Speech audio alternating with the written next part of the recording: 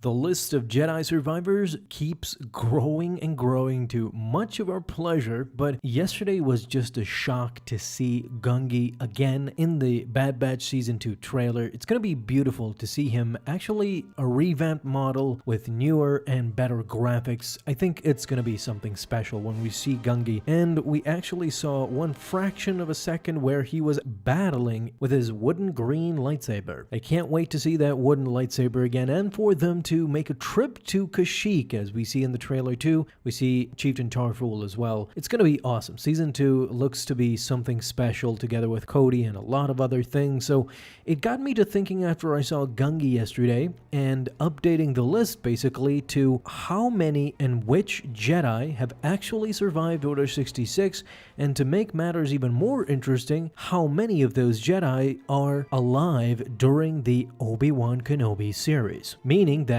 any of these, including Gungi, could make a cameo. Let's start naming these Jedi that are alive during the Obi-Wan series because they have not seemed to be dead, and we will talk about Gungi in the end. The list, of course, needs to start with the obvious, and that is Master Yoda. We saw in Revenge of the Sith that Master Yoda did escape with the help of the Wookiees from Order 66 and settled on Dagobah, where he would live the rest of his days, waiting for the next Skywalker to come and be trained as a Jedi. Although now that we see Obi-Wan did not live out the rest of his days on Tatooine, the same thing could be said about Yoda one day. The second Jedi on the list is, believe it or not, Quinlan Vos. So, in Star Wars Legends, Quinlan Vos was quite a prominent character. Speculated to have been seen in Episode 1, Quinlan Vos appeared in a lot of comics in Star Wars Legends, especially his entanglement with Count Dooku and Asajj Ventress. We even saw him in the Clone Wars series. Since it is the Obi-Wan Kenobi series, it is fair to mention that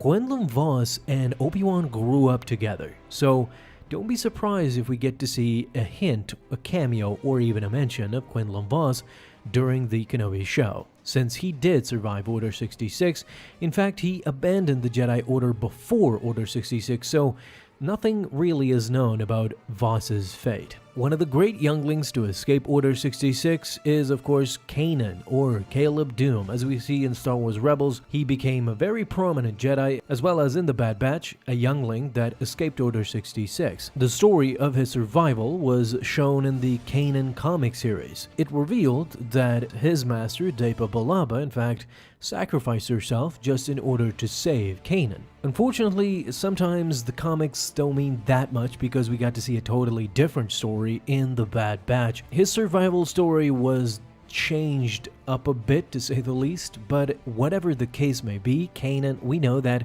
an adolescent Kanan is roaming around during the Obi-Wan Kenobi series. A similar survival fate can be seen from Cal Kestis too. If you haven't played Jedi Fallen Order up until now, then I don't know if you're a real Star Wars fan. One of the greatest Star Wars games I've ever had the privilege to play. In fact, Cal and Kanan have a very similar story in that respect. During Order 66, their masters sacrificed themselves only to let them escape, and they spent their days hiding in the shadows until they could not anymore.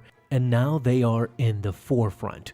Of course, that is years ahead. Don't be surprised if Cal Kestis is seen lurking in the shadows. If we're mentioning Cal Kestis, we have to mention Cere Junda as well. Cere, in fact, was another Jedi that survived Order 66. She was captured, tortured by the Empire, but then escaped, and subsequently has never been recaptured since, or at least that's what we know from the Jedi Fallen Order video game. If you followed this channel very, very closely, then you might know that Darth Vader was introduced to a Jedi survivor list in Darth Vader issue number 19 of the 2017 comic series. In fact, it was the Grand Inquisitor who showed him a list of Jedi survivors that the Empire deems as priority.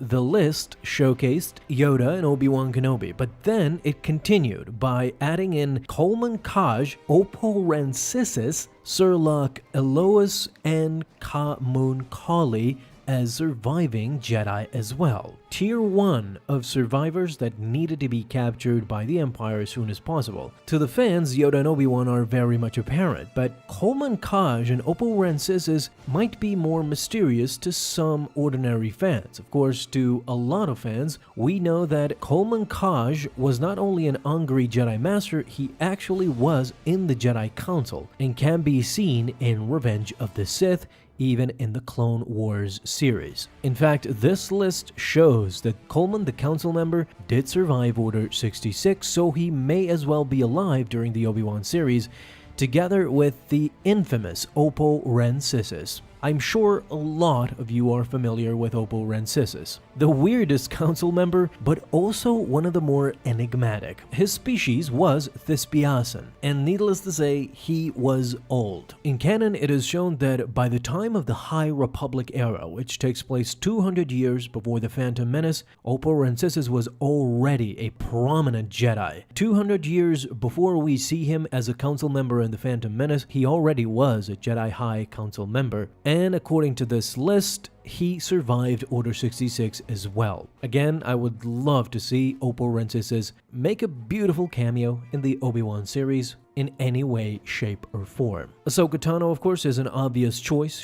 Not only is she still alive, but she is heavily involved now with the Filoniverse, and she has made cameos in the Mandalorian series, the Boba Fett series. Might as well make one in the Obi-Wan too. I want to mention Mace Windu so badly, and I'm gonna. Mace Windu's body has not yet been found. He has not yet been confirmed to be officially dead, so Mace Windu in my book is alive, and you guessed it, I would love to see him in the Obi-Wan series. But in closing, I want to mention two more mysterious Jedi that are still alive during the Obi-Wan series. They have only been mentioned and shown in novelizations, however, we don't have clear knowledge of them. One of them is Kira Vantala. She was a Jedi Knight who appeared in George Mann's Dark Legends. The last one I have mentioned quite often is Nakmed.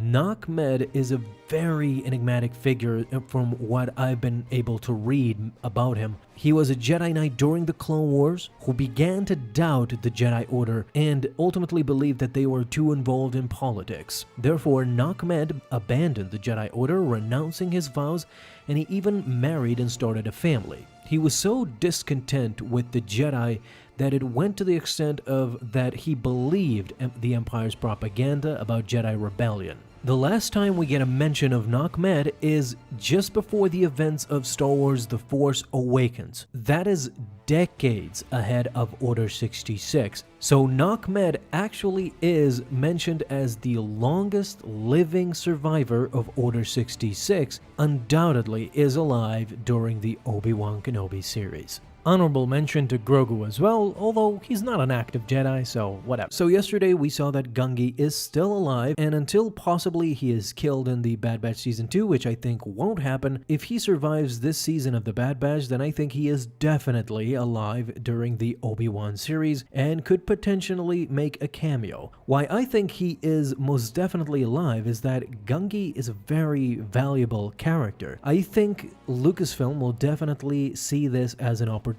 When they see the reaction from the fans that Gungi is back, then they won't waste this opportunity and perhaps will make Gungi a more prevalent character, not only in the Bad Batch Season 2, but perhaps in the new game Jedi Survivor as well, and in the Obi-Wan series, perhaps, we'll see. But guys, I'll see you in the next video, and may the Force be with you. Until then.